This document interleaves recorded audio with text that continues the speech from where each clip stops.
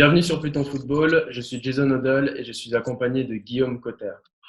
Notre invité aujourd'hui est Jordan Lotomba, joueur de l'OGC Nice et international helvétique.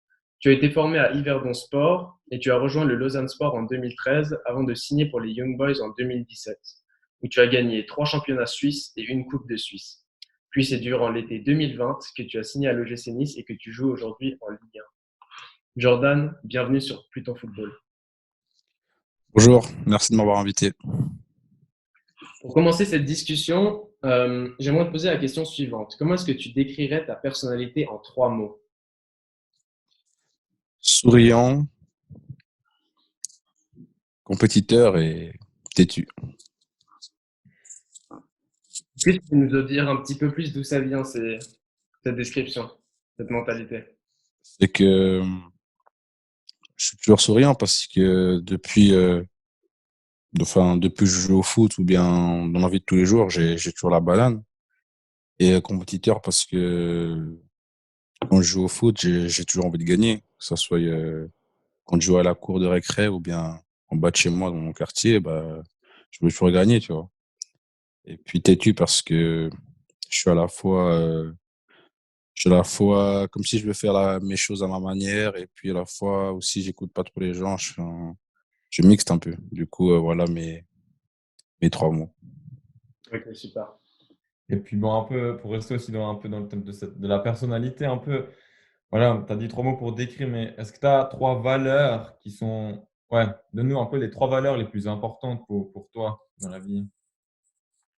Dans la vie, je dirais le respect parce que faut respecter la personne qui est en face de toi parce qu'on est tous différents. Du coup, faut pas prendre de haut une personne parce que tu es une personne un peu plus, on va dire connue ou pas, mais je pense que tout le monde doit avoir le même respect. Ça, c'est numéro un. Euh, la valeur, je dirais la gentillesse, parce que je suis quand même quelqu'un qui est gentil et j'essaie d'être gentil avec tout le monde. D'être méchant avec quelqu'un, c'est pas très cool. Du coup, je pense que la gentillesse, c'est la meilleure chose qu'on peut faire envers quelqu'un. Et être heureux, parce que la vie, quand même, elle est belle et il y a beaucoup de choses mauvaises et de maladies qui est dans ce monde. Du coup, je pense qu'être heureux, c'est la meilleure chose. Top. En tant que toi, footballeur professionnel, voilà, tu as un parcours qui est quand même admirable pour les jeunes, surtout de la région en Suisse. Tu es un rôle modèle pour des milliers de joueurs. Est-ce que tu prends ce rôle à cœur et qu'est-ce que ça représente pour toi de pouvoir être un exemple pour d'autres? Bah, c'est une fierté parce qu'il y a beaucoup de jeunes qui auraient aimé être à ma place. Du coup, j'essaie de donner le meilleur de moi-même et puis de reprendre, de d'être présent, quoi. En fait, de montrer que tout est possible. Et c'est, comme j'ai dit, une grande fierté parce que je fais ça à cœur, je me donne tous les jours et puis c'est pas facile aussi d'être dans ce domaine et puis d'être performant tous les jours. Du coup, j'essaie de donner le meilleur de moi-même et puis d'avancer le plus vite possible. Et puis par rapport un peu donc à ce que tu dis, donc on voit dans tes réponses, et puis aussi on a entendu à plusieurs reprises, tu as été loué pour ton état d'esprit. Et encore, ouais, même à ton arrivée à Nice où bah, Patrick Vieira avait vraiment mis ça en avant. Donc ton état d'esprit, d'où il vient cet état d'esprit, bah, notamment, ouais, tu l'as dit, très compétiteur et plus encore. Je dirais ça c'est venu au fil du temps. C'est à fur et à mesure, je pense que tout- toutes les étapes que j'ai pu franchir, bah, je me suis un peu créé une identité, on va dire. Et du coup, je pense que l'état d'esprit, c'est la base. Si tu as si t'as une vision des choses ou ou bien comment tu dois te faire les choses, je pense que c'est ça la clé. Et l'état d'esprit, c'est comme ça qu'elle vient, c'est d'avoir un plan et de continuer sur cette voie, en fait. Et je suis content que les gens voient que mon état d'esprit que j'ai et que je donne sur le terrain. Est-ce que tu le dois à quelqu'un en particulier, cet état d'esprit? Je dirais ouais, je dirais aux gens avec qui j'ai joué, parce que j'ai appris avec eux, et puis aussi aux coachs, parce que certains coachs m'ont dit qu'il fallait que moi, je me donne tout le temps pour qu'on voit ma force et mes qualités. Du coup, voilà, j'ai pris un peu des conseils de tout le monde. Top. Et puis bon, là, donc tu parlais de vision et tu l'avais aussi mentionné dans le document de pré-interview et ça nous a ouais, on a beaucoup aimé parce qu'on aime bien aussi parler de ça mais donc tu as parlé de vision, mais toi, comment tu définis la vision? Et du coup, ben, quelle est ta vision à toi? Alors la vision, pour moi, c'est de pas se mettre de limites. Ça veut dire que tu dois toujours te donner un maximum, puis de rêver. Moi, je suis un gars qui rêve beaucoup, mais après, il faut le faire sur le terrain. Et du coup, je suis quelqu'un qui, si tu prends mon parcours, bah, j'essaie de monter en fait les échelons et puis de monter le plus haut possible en fait. Et je suis très content de le faire et puis de faire ça quand même assez bien. Parce que c'est mon but, c'est de chaque année de franchir en fait une étape. Et c'est ça qui est aussi mon état d'esprit et ma vision en fait. Mhm. Par rapport à tout ce qu'on vient de discuter jusqu'à maintenant, et pour une projection un peu dans le futur, est-ce que tu as des projets à l'avenir pour faire la différence grâce à ton statut, que ce soit local en Suisse ou même plus loin, peut-être? Bah, en Suisse, je dirais que bah, l'équipe nationale, ça pourrait me rendre plus fort, me montrer surtout sur le plateau enfin, international, quoi, de m'imposer justement une place de titulaire dans les années à venir. Et je pense que c'est là où je vais pouvoir représenter la Suisse comme il le faut. Et à l'étranger, de continuer mon travail et puis d'être titulaire indiscutable un jour et pourquoi pas jouer dans un top 5 des championnats le plus vite possible. Enfin, je joue déjà dans un top 5, mais on va dire changer de pays un jour. Non, c'est vrai que quand on t'entend parler, ouais, on sent que ouais, tu sais ce que tu veux. Et puis, ouais, au niveau un peu de ouais, ta mentalité et tout ça, est-ce que toi, tu as un intérêt pour le développement personnel ou pas forcément? Enfin, comment tu vois ça? Ça dépend de quelle manière, en fait. Ben, par exemple, le développement personnel, je sais pas, à travers la lecture ou à travers la vidéo des vidéos de certaines, personnes justement, qui Exact. permettent de développer ton esprit. Ta personne aussi. En fait, quelles sont tes sources d'inspiration? Ah, ok, d'accord, je comprends mieux. Je suis pas quelqu'un qui lit beaucoup. J'ai essayé, mais ça n'a pas trop Pas toi. marché. Non, enfin, c'est pas, j'aime pas trop la lecture, mais je pense que si j'ai un livre que vraiment ça me plaît, je pense que je vais pouvoir lire. Mais sinon, de base, je suis pas quelqu'un qui lit beaucoup. Mais je regarde beaucoup des documentaires, des vidéos, surtout des grands joueurs ou bien des joueurs qui sont pas très vus par le monde du public, mais ils font un travail énorme en fait. Et du coup, j'essaie de voir un peu leur quotidien, ce qu'ils ont vécu, et c'est quelque chose qui est très intéressant et j'aime bien. Et ben, du coup, vu que tu en parles, tu as des exemples, par exemple, à citer de ce genre de joueurs? Oui, bah, on connaît tous le Michael Jordan, bah, le grand et célèbre basketteur. Sur Netflix, je pense il explique un peu bien, enfin, sa mentalité et ce qu'il a vécu, les championnats et tout ça, les blessures et tout, les moments de doute, sa famille, sa vie, quoi. Du coup, j'ai regardé à peu près, enfin, j'ai tout regardé, on va dire. Euh, Aussi Michael Jackson, Mhm. parce que comme j'ai dit, j'ai parlé de gentillesse et c'est quelqu'un, tu vois qu'il a un gros cœur. Il a fait beaucoup de choses pour les enfants et surtout pour les enfants malades, on va dire. Et c'est un artiste, quand tu regardes son côté artiste, qui a qu'à faire un truc, j'ai pas de mots, quoi, parce que je suis fan de cet artiste. C'est un truc que mon papa, en fait, m'a donné sa connaissance musicale. Et, euh, et j'aime bien prendre, en fait, ces deux exemples-là, en fait, parce que tu as le côté artiste musical et côté artiste sportif. Ouais, moi, Donc, je trouve super excuse-moi, tu allais encore conclure? non, vas-y, dis-moi. Non, je dis, je trouve super intéressant parce que, bah, en posant cette question, je m'attendais justement à, tu vois, à des joueurs de foot ou entraîneurs et Ouais. en fait, c'est tout autre et ouais, je trouve c'est bah, là, tu m'as surpris. Je trouve vraiment très intéressant comme inspiration. Mhm. Donc voilà. Moi, je voulais dire quelque chose, puis ça m'a frappé aussi. Comment tu soulignes la gentillesse, et c'est vrai que c'est. En tout cas, moi, je trouve. Enfin, c'est vrai qu'à titre personnel, la gentillesse, ou peut-être on peut appeler ça l'empathie aussi, je trouve que c'est extrêmement important dans le monde d'aujourd'hui.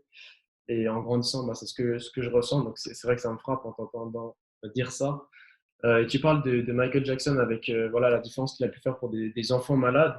Alors, à titre de comparaison, peut-être un peu grande, mais à titre de comparaison, Marcus Rashford, ce qu'il a fait récemment pour les enfants, voilà, Oui, j'ai vu aussi.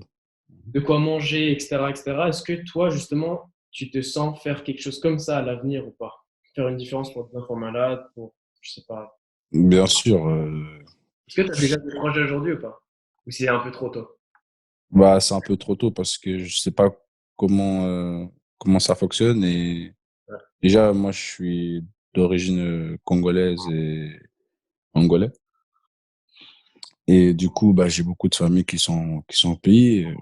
Du coup, j'essaie de tous mes affaires que j'ai portées qui sont trop petits, bah, automatiquement, mais sa direction est au pays. Du coup, c'est clair qu'un jour, si je peux aider des enfants qui sont dans des situations assez compliquées, bah, je le ferai. Mais Est-ce que ça me plaît? là, pardon? C'est quand même une idée concrète que tu as en tête. Est-ce que c'est peut-être un de tes rêves même de pouvoir faire la différence comme ça? Un des rêves, non, parce que je le fais déjà à côté de ma famille. Ok, bien Du sûr. coup, c'est quelque chose que je le fais déjà, mais que ça prenne une autre envergure, bah oui. C'est clair que si je peux faire, bah, je le ferai. Du coup, ouais, je dirais ça comme ça. Non, ouais, moi, je suis admiratif devant ça et c'est vrai que, bah, surtout dans le foot, quand on sait que et même pas que dans le foot, mais l'impact que ça a le foot sur la vie des gens. Bah, de savoir que, voilà, bah, comme Marcus Rashford l'a fait, que ouais, vous avez une influence énorme et que vous pouvez impacter le monde vraiment en bien. Bah, tous ceux qui le font, c'est ouais, je suis admiratif aussi les Sadio Mané ou toutes ces personnes-là comme ça, c'est je trouve vraiment incroyable. Et Mhm. puis aussi, pour revenir un peu sur un point que tu avais aussi souligné dans le pré-interview, en parlant, des secrets un des secrets du succès, toi, tu as dit, je cite: «Croire en soi quoi qu'il arrive». Donc voilà, de dire ça, croire en soi, c'est vrai que ça enfin, c'est facile de le dire. Moi aussi, je veux dire, voilà, j'ai envie de croire en moi. Mais toi, ben, comment est-ce que tu crois en toi? Comment tu l'appliques? Comment ça Même à t'entendre parler, que ça va plus loin que ça. Et avant, on a parlé de vision. Et ça, c'est quelque chose qui me plaît énormément en fait, en t'entendant. De nouveau, quelque chose pour lequel je peux me relater, je pense, Guillaume aussi. Ouais, c'est ça. Qu'est-ce que ça veut dire croire en soi déjà? Alors, en fait, beaucoup de, on va dire, parce que beaucoup de personnes, même mes potes, me posent la question, mais ouais, Jordan, enfin, ça fait quoi de jouer, par exemple, devant 30 000 et tout, enfin, devant tout ce monde, etc. Et ça te fait quoi? Moi, je dis, bah, ça me fait rien. C'est du foot. Parce que quand tu es sur le terrain, tu es concentré. Tu vas pas calculer ce qui se passe autour, tu vois. Et après, j'ai senti comme si il me disait ça par rapport à de la peur, tu vois. Genre que peut-être tu avais peur de bien faire les choses ou bien de mal faire les choses. Enfin, du coup, moi, je lui ai dit, écoute, si t'as pas confiance en toi, qui va l'être pour toi? La Mmh. première personne qui doit avoir la confiance, c'est toi-même. Après, les autres pourront venir et te donner la confiance. Puis si toi-même, t'es pas confiant, personne va être confiant pour toi.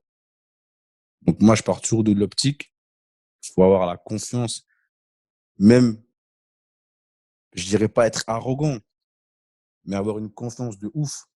Parce que dans le milieu du sport, faut aller avec de la personnalité, tu vois. Tu peux pas aller au mode, t'es pas serein. Tu dois montrer que tu as du caractère. Quitte à te créer, en fait, une identité et tu la gardes, cette identité. Si tu l'as déjà, tant mieux, mais faut te créer quelque chose, en fait. Et moi, je pars toujours de l'optique que si tu as confiance en toi,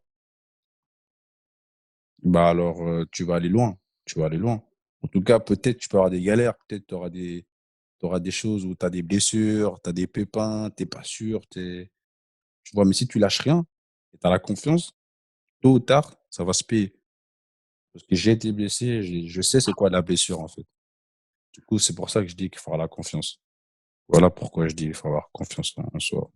Mais comment tu Ok. fais quand t'es dans le trou, littéralement? Quand t'es vraiment mal, et c'est vrai que je pense qu'on le vit tous, mais enfin, en tout cas, moi, je ressens ça, et je pense que vous pourrez témoigner les deux, mais la vie, parfois, ça me semble assez cyclique. Ça veut dire qu'il y a des périodes, vraiment, c'est des hauts. Et ensuite, parfois, on se rend même pas compte, mais il y a un bas qui arrive à cause d'événements extérieurs, parfois même intérieurs. C'est même ma tête qui commence à déconner, peut-être. Comment est-ce que tu Mhm. fais vraiment quand t'es mal et, je sais pas, t'es dans ton lit le soir, et genre là, putain, merde, il y a 5 jours, j'étais bien. Il y a 5 jours, j'étais au top du top, j'étais confiant, ouais, j'étais ancré, j'étais bien. Et là, je commence à douter, je commence à avoir ouais, des choses du passé peut-être qui reviennent à la surface. Quoi. Qu'est-ce que tu Ouais. fais concrètement dans ce moment-là? Bah, par exemple, si je prends mon exemple, quand j'étais blessé, mon équipe jouait la Champions League. Tu as Juventus, il y avait Ronaldo, tu avais Dybala, le stade était plein, tu entends la musique de la Champions League, tu sens une ambiance, tu vois, tu Mhm. sens c'est électrique, tu vois. Après, tu vois, à Manchester, tu as Paul Pogba, tu as Rashford, c'est des joueurs, tu te dis, putain, j'ai envie d'être sur le terrain. C'est là, justement, tu montes tes qualités, tu montes de ce que tu sais faire. Et moi, j'étais où? Moi, j'étais dans les tribunes. J'étais en béquille, je me rappelle. Du coup, je me dis, putain, j'aurais aimé être sur le terrain. J'aurais aimé montrer, quand j'ai la balle, à tout le monde qui crie, ah, ouais, il a fait un dribble ou quoi, tu vois. Pour montrer qu'en gros, même contre tes grandes équipes, je suis là. Je suis prêt. Malheureusement, je pouvais pas. Du coup, le match, il se termine, je rentre à la maison. Je dis, putain, c'est la Champions League quand même. C'était la Champions League. C'est pas n'importe quoi. C'est la meilleure des compétitions. Du coup, à la maison, je réfléchis, je me dis, mais si je n'étais pas blessé, peut-être j'aurais été sur le terrain, peut-être même j'aurais joué. Si j'aurais pas joué, je serais rentré. Et il y a 3 matchs, et t'as aller-retour. Du coup, j'aurais eu une chance de montrer, tu vois. Et c'est là où tu te dis, merde, t'as raté. Du coup, dans ta tête, tu te dis, bah, tu vas tout faire, en fait, pour plus manquer ce genre de choses, tu vois. Et moi, ça m'avait fait mal parce que j'ai raté un truc de ouf. Du coup, c'est ça qui, en fait, je me dis, putain, non, non, non, je peux plus être blessé. Je peux plus être au fond du bac. Je peux plus rater des trucs comme ça. Je peux plus passer à côté de ça, en fait. Donc, je dois travailler comme un ouf pour plus être blessé. En tout cas, pour être le moins de fois blessé pour justement jouer des compétitions comme ça. Et après, quand j'ai travaillé, c'était dur. C'était dur, c'était pas facile, mais j'ai travaillé. Et puis c'est là aussi, j'ai compris que quand t'es blessé, t'es souvent seul. Là, j'étais vraiment seul. Oui, j'avais ma famille, mais même ta famille n'est pas là, hein, parce que c'est toi qui est en béquille, j'avais mon appartement tout seul à Berne. Je devais aller au stade pour faire la réduc et tout ça. Et du coup, je bossais comme un dingue. Je bossais comme un dingue. Et quand je suis revenu sur le terrain, là, j'étais prêt. J'étais prêt. Et j'ai repensé, en fait, à ces moments que j'ai raté.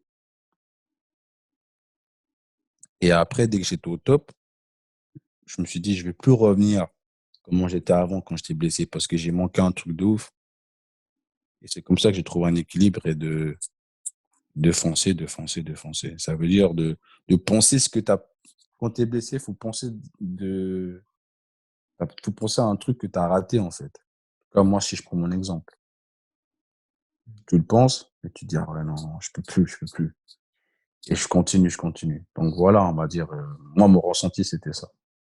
Donc ouais, ce qu'on peut retenir vraiment, c'est que c'est bon, on le sait souvent, c'est vraiment dans le dur, quand tu es au plus bas, quand tu souffres que vraiment tu Mmh. vas tu vas te forger, tu vas retirer des leçons de tout ça. Puis ce que je comprends, c'est que c'est en gros, cette blessure, c'est peut-être un mal pour un bien finalement, par rapport au joueur que tu es aujourd'hui. Voilà, c'est ça. Est-ce que les leçons de cette blessure, elles vont au-delà même de celles ben, c'est évidemment extrêmement importantes, je pense que tu vas témoigner de la meilleure des manières, mais est-ce que ça va au-delà de l'aspect du football même? Parce que pendant cette période-là, même pendant ta blessure, tu as appris beaucoup de choses sur l'homme et sur toi, peut-être avoir plus de maturité d'une manière générale. Est-ce que ça allait plus loin que ça encore? Oui, ça allait plus loin parce que j'ai appris à vous m'entendez là? Très bien. Mmh. Oui. Et j'ai appris à me connaître moi-même et j'ai appris à connaître mon corps surtout. J'ai aussi appris à faire attention, de quoi manger surtout aussi et ouais, j'ai aussi en fait appris la vie parce que je faisais pas mon du coup, en fait, je faisais pas mon métier, je faisais pas la chose qui est la plus importante pour moi, c'est de jouer. Du coup, en fait, d'être à la maison et de voir en fait que tu peux rien faire et de penser aussi, bah, imaginons les gens qui sont handicapés, enfin, j'y pense à plusieurs choses et je me dis: «Ah ouais, ça doit être une galère en fait de rester à la maison et de pas pouvoir bouger et tout», tu vois?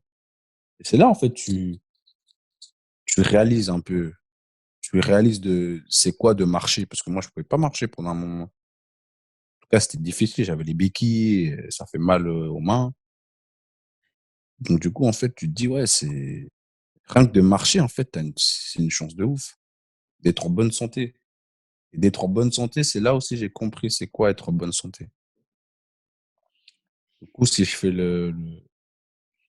un résumé, c'est j'ai compris, on va dire, c'est quoi la vie. C'est quoi la vie, on va dire. Surtout dans mon milieu du foot. Parce qu'il y a plein de joueurs qui fait des carrières, ils ont pas de pépins, ils ont rien. Et quand tu as un pépin plus d'un an, ah là, c'est autre chose. Donc ouais, on va dire que c'est la vie j'ai que j'ai vue. C'est marrant parce que je pense que pour tous les gens qui nous écoutent, tu vas mettre des claques un peu parce que tu montres combien la vie aussi, enfin moi j'ai l'impression, et tu me diras, mais c'est aussi tellement une question de perspective. Et c'est un truc de fou parce que j'ai l'impression parfois, l'être humain, je sais pas si c'est dans notre nature, je sais pas quoi, mais parfois on oublie qu'est-ce que c'est à la base, la vie, c'est quoi, tu vois. C'est tout ce que tu viens de dire. À la base, c'est quoi? C'est pouvoir marcher, pouvoir se nourrir, pouvoir, je sais pas, pour se déplacer, toutes ces choses-là, c'est la base de la base. Et trop souvent, peut-être c'est notre mode de vie dans un pays comme la Suisse, tu vois, développé comme la Suisse, qui fait on est plus attrait à avancer, enfin, à justement oublier cette perspective-là qui est tellement importante de se rappeler. Et là, moi, en tout cas, tu m'as mis une bonne barre. En tout cas, aujourd'hui, à t'entendre, j'en avais besoin. Ça faisait quelques jours que je ne me suis pas dit ça. C'est vrai que personnellement, j'essaie d'avoir ce discours régulièrement pour me rappeler, OK, perds pas la tête, mec, tu viens du sol. Enfin, faut se rappeler de la C'est base. ça, hein. Mmh. Et voilà, ça, en tout cas, ça fait du bien à entendre, vraiment du bien. Non, c'est vrai. Et puis, ben, ouais, tu as parlé justement aussi un petit peu de ce que tu as appris, bah, que tu as changé des choses. Par exemple, tu as parlé aussi d'alimentation ou bon, tu en as Ouais. pas parlé aussi, mais du sommeil, par exemple. On sait que, voilà, dans le foot, voilà, tu as le terrain, mais tu as tout ce qui est à côté, l'hygiène de vie et on insiste beaucoup sur ça, Ouais. l'alimentation, le sommeil, ça peut faire aussi la différence pour les blessures et tout ça. Et ben, Mmh. est-ce que toi déjà, bon, tu l'as dit, donc de ce que j'ai compris, il y a eu un changement avant et après par rapport à ça? Et ben, maintenant, ouais, comment ça se passe au niveau de l'alimentation et du sommeil? Bah, ça se passe très bien. On va dire que quand je t'ai blessé, tu blessé, donc tu te laisses aller un peu. Du coup, moi, si je prends mon expérience, c'est que, bah, je mangeais un peu, tout et n'importe quoi, on va dire. Je faisais pas attention. Qui dit pas attention, qui dit prise de poids. Et après, j'ai dû payer cash parce que quand je devais aller, m'entraîner, je devais je devais faire la masse grasse et ils ont vu que j'étais au-delà de ma masse grasse d'habitude. Du coup, je devais faire des 1 heure de vélo chaque jour pour perdre des kilos. Ça m'a appris comme ça. La prochaine fois où je suis blessé ou pas, bah, je sais qu'il faut quand même manger parce que sinon tu dois faire des 1 heure de vélo tous les jours. Mais non, sinon, c'est important de bien dormir et de manger sainement. Je pense que ça t'évite d'avoir des petits pépins. Et puis de bien dormir, surtout, c'est très important de bien récupérer. Et moi, pour moi, la chose la plus importante pour la récupération, c'est le sommeil. Si tu Mhm. dors bien, si tu dors beaucoup, peu importe de la manière comment tu fais, si tu fais plus de sieste et après la nuit, tu dors un peu moins, mais je pense que la récupération, c'est le sommeil. T'as besoin de combien d'heures par nuit? Là, moi, je suis quelqu'un qui dort quand même, qui fait beaucoup de siestes.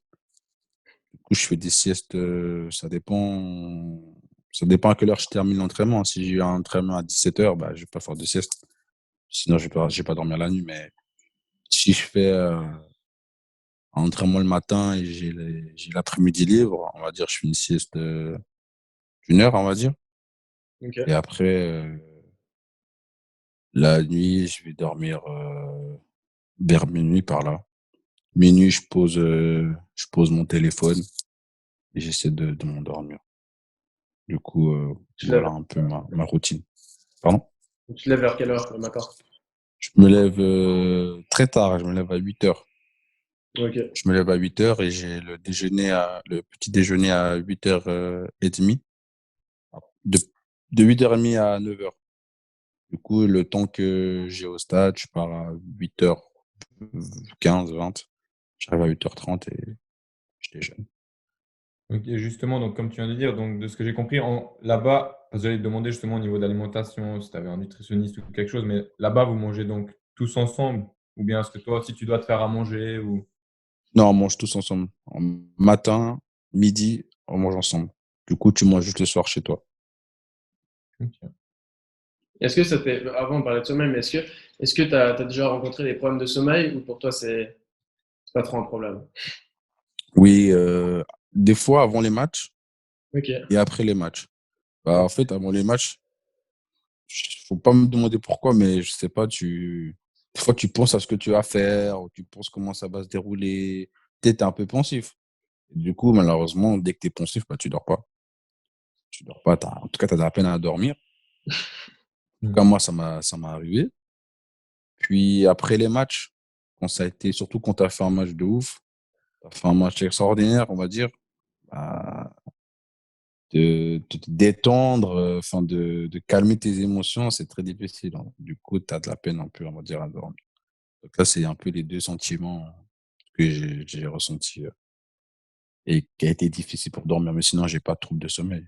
Je m'endors assez facilement. Est-ce que tu fais par exemple, la méditation, des exercices de respiration, des choses comme ça pour peut-être baisser la tension ou même aider à te concentrer? Pas du tout. Euh, j'ai déjà essayé, Ok. mais on va dire, j'ai mon petit remède. Je- tout ce que je fais avant un match, je le fais tous les jours. Et j'ai mon petit truc, en fait, c'est ma routine, on va dire. Mais sinon, j'ai déjà essayé de faire un peu de la méditation, mais c'est pas trop mon truc. Ouais, donc c'est ça, pour toi, ton remède, c'est vraiment ta routine. C'est chaque jour répéter les mêmes choses. Ça devient un rituel, c'est ancré en toi, ça bouge pas. Exactement. Comment tu fais pour maintenir ce rituel, voilà, cette routine tous les jours, alors que tu peux avoir ta famille, voilà, moi, on peut parler, voilà, peut-être ça, peut-être ta copine, je sais pas, nous, voilà. Mais moi, personnellement, j'essaie de garder ma routine tous les jours. Voilà, tu as une copine, tu as des potes, tu as tes parents, tes frères et sœurs, peut-être, qui vont Mhm. interférer là-dedans pour se voir, faire des activités, machin truc et tout. Comment tu fais vraiment pour tous les jours? Mais quand je dis tous les jours, c'est sur 365 jours sur l'année. Toi, tu dois vraiment dire, je pense, très carré. Ok, cette année, tous les jours, c'est top. Sauf des exceptions, évidemment. Comment tu fais Mhm. pour maintenir ça? Écoute, c'est tout simple. Quand tu fais quelque chose et ça marche, ça veut dire toute la semaine, tu as fait pareil et au match, tu fais un gros match. En général, tu vas faire exactement la même chose parce que tu avais fait un grand match. Euh, Là, je te parle vraiment de ma situation. J'ai fait un grand match, je sais pas, ça fait des années où peu importe le match c'était. La routine, je me suis dit, c'était pas n'importe quoi, hein, c'était pas j'allais dormir à 4 heures du matin et non. quand même assez professionnel, on va dire. Et ça a marché. Du coup, tu restes comme ça. Tu restes comme Ouais, ça. c'est facile de dire non simplement à tes potes, ta famille, n'importe quoi. C'est facile de Ouais, leur tu dire non, dis, là je dois ouais, non, rester. c'est facile, c'est facile, c'est facile. Je pense que à un moment donné, là, t'es plus un gamin, t'es un joueur.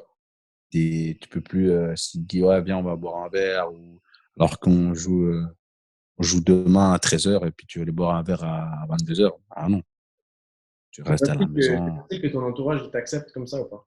J'ai envie de dire, les bonnes personnes qui te veulent du bien et qui t'aiment vraiment, que ce soit ta Ouais, famille, ta copine, machin, ouais. tes potes et tout, ils vont forcément accepter. Mais Oui, ils vont forcément accepter, ils vont forcément accepter. Et franchement, s'ils acceptent pas, fondamentalement, ce n'est pas un problème.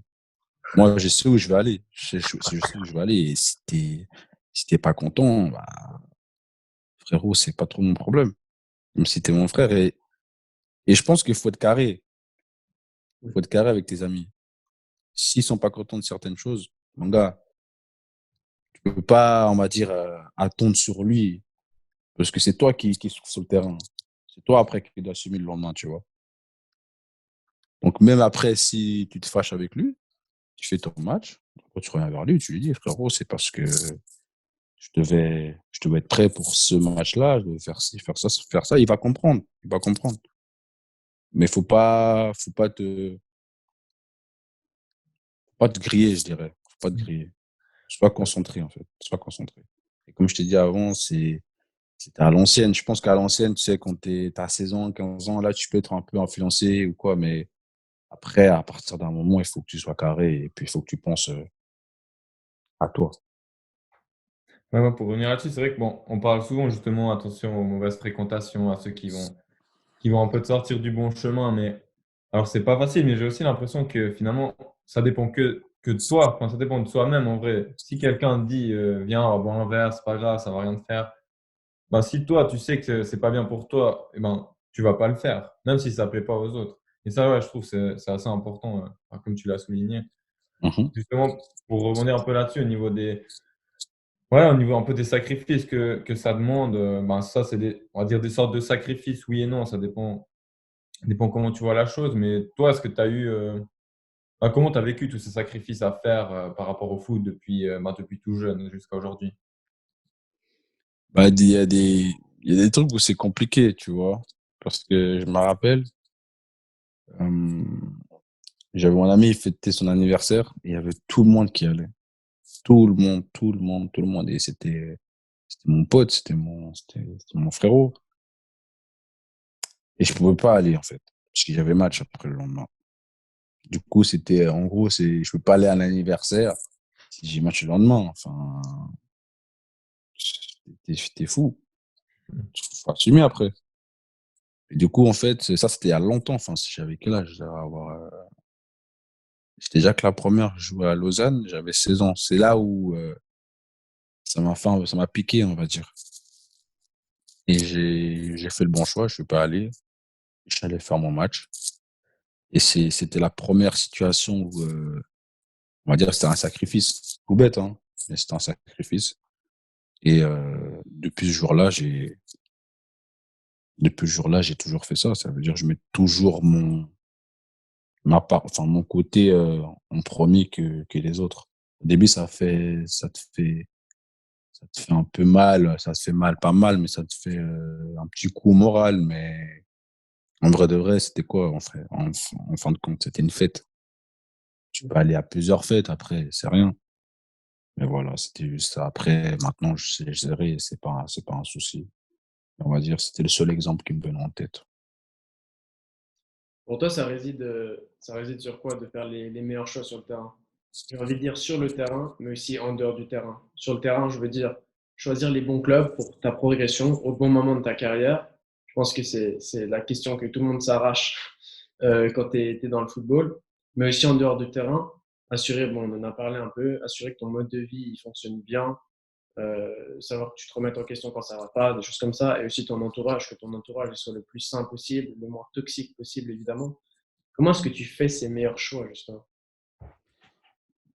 Alors, moi, j'ai eu la chance parce que j'ai eu mon père qui était, on va dire, très dur avec moi par rapport aux amitiés. Vu que J'étais dans un quartier aussi où j'avais beaucoup, enfin, tout le monde. C'était pas facile, tu vois. J'habitais pas dans on va dire, une résidence où toutes les personnes étaient, on va dire, droit, etc. Moi, j'avais quand même des potes qui étaient pas des voyous, mais ils faisaient beaucoup de bêtises. C'était un peu, allez, viens dans notre groupe, etc., etc., etc. Et mon père avait vu ça. Il voyait que c'était pas, on va dire, des potes qui tu pouvais compter. Parce qu'en fait, ces potes-là, ils vont te freiner, en fait. Et moi, c'était un truc, je pouvais pas accepter. Parce que c'était mes potes. Je m'entendais bien avec eux, malgré qu'ils fassent des bêtises ou quoi, mais on était jeunes, quoi. Et mon père, il me disait, Jordan, tu vas pas traîner avec eux. Tu vas arrêter de traîner avec eux. Toi, c'est sur le terrain, école, maison. Tu peux jouer dehors. Mais j'avais interdiction de jouer au foot dehors. À partir de mes 10 ans, 11 ans. Je pouvais plus jouer au foot dehors. S'il me voyait, j'étais cuit. Il me tuait. Parce qu'il voulait pas. Parce qu'il voulait pas qu'en gros, je me blesse bêtement. Quitte à se blesser sur le terrain. Au foot, oui. Mais pas, tu vas pas te blesser dehors bêtement en bas du quartier. Non. Dehors, j'avais juste le droit de jouer à tout sauf au foot. Au foot, c'était au club. À partir de mes 10 ans, 11 ans. Parce qu'en fait, ils comprenaient que c'était trop important, en fait. C'était trop important. Du coup, c'est mon père qui m'a mis dans le droit chemin. J'étais pas quelqu'un qui faisait n'importe quoi, mais il m'a mis dans le droit chemin parce il savait où je devais arriver. Et pour arriver là-bas, il y a des trucs, tu dois t'en priver. Donc, tout ce qui est fréquentation, j'étais épargné. Et ça, je le remercie tous les jours grâce à lui. Bah, pour rebondir justement là-dessus, donc comme tu viens d'en parler un peu de ton père et de l'importance qu'il a eu, peut-être un peu la réponse, mais quel rôle finalement donc, a ta famille dans ta carrière et quelle importance, ouais, quelle a été l'importance pour ton développement et jusqu'à aujourd'hui? Le suivi, mon papa m'a toujours suivi, enfin ma famille, mais mon père était beaucoup derrière moi.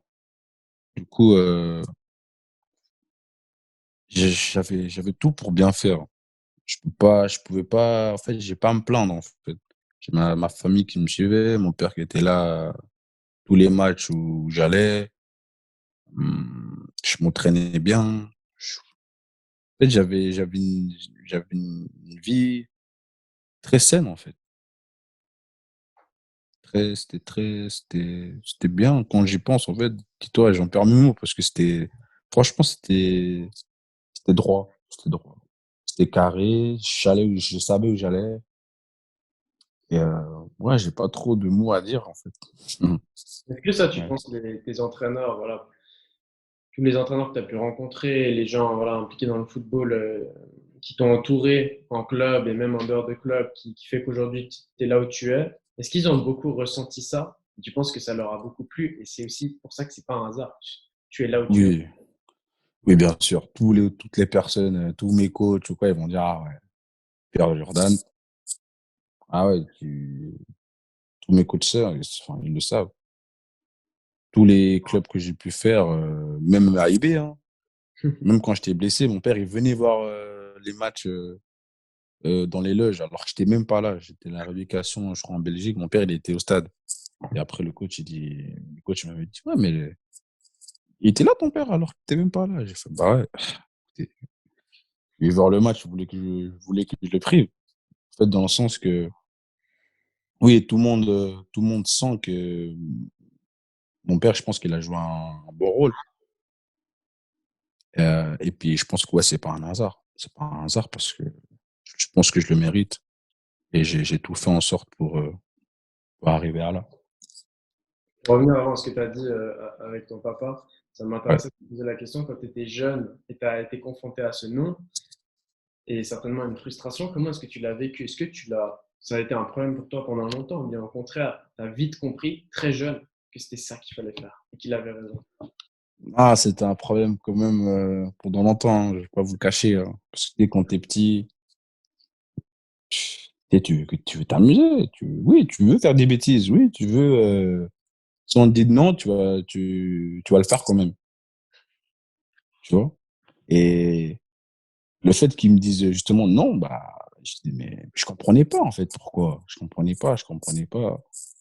Après, tu vois, jusqu'à un jour, il s'est passé quelque chose où je me suis dit, ah ouais, en fait, Joe, ça te sert à rien. Tu te fais une petite réflexion. Je dis, en fait, ça sert à rien. En fait, mon programme, il est tellement, enfin, mon planning, pardon, il est tellement chargé. Tu t'es dit Je ça à quel peux, âge? je me suis dit, je pense, j'avais quel âge? Je devais avoir, ouais, vers les 10 11 ans, là, quand tu m'avais interdit de jouer au quartier, là, je me suis dit, ah ouais, ouais. Parce qu'il y a un joueur de mon équipe qui s'était blessé en jouant au quartier au street, en fait. C'était dans les synthétiques. Mmh. Et nous, chez nous, chaque quartier avait un terrain synthétique, on va dire. Et puis, on faisait souvent quartier contre quartier. Et du coup, il s'appelait Mohamed, qui était un très, très, très bon joueur. On était, on va dire, un des deux bons joueurs de l'équipe quand je jouais à Yverdon. Je sais plus ce qu'il s'était fait. Il s'était fait un truc à la cheville. Il était out. Et on va dire, c'est ça qui l'a un peu cassé. Et son père a tout raconté ça à mon père. Du coup, bah, mon père, il m'a pris, il m'a expliqué, il m'a dit, hey, moi, je sais l'histoire qu'il y a eu avec Mohamed et tout ça, pourquoi il joue plus, que là, maintenant, il a plus, enfin, il avait vraiment un truc grave à la cheville, c'était quoi, et j'étais privé de jouer au quartier, c'était fini. Et après, en fait, là, j'ai eu justement ces petites réflexions-là, ces petites réflexions que j'ai dit auparavant. J'étais, ah ouais, mon programme, il est trop chargé pour pouvoir me donner au quartier, tout ça, et puis imaginons, je me blesse. Et je peux plus jouer correctement, tu vois. Et c'est ça. Et là, j'ai compris. Et c'est là où je jouais plus. Je jouais, je peux faire des passes, hein. C'est pas que je peux pas faire des passes avec un ballon. Mais jouer vraiment un match et tout, etc. Ça, j'évitais, hein, j'évitais. Je peux jouer, il se passe rien. Mais s'il se passe quelque chose, c'est moi qui est perdant dans l'histoire. Et c'est là où j'ai compris. Et après, je vois mes potes, je dis bonjour, ça va, la famille, ça va, oui, ça va bien. Je rentre à la maison. Après, j'avais l'école. Après, je suis rentré sport-études, etc. Je suis allé à la Paillère. Après, ça va vite, hein. Après, j'étais plus loin. Enfin, j'étais plus là, on va dire. J'étais plus là en bas de chez moi parce que j'étais à Paillère. Et après, j'ai une autre vie, on va dire. Ouais. Mmh. Mais voilà ce que j'ai vécu.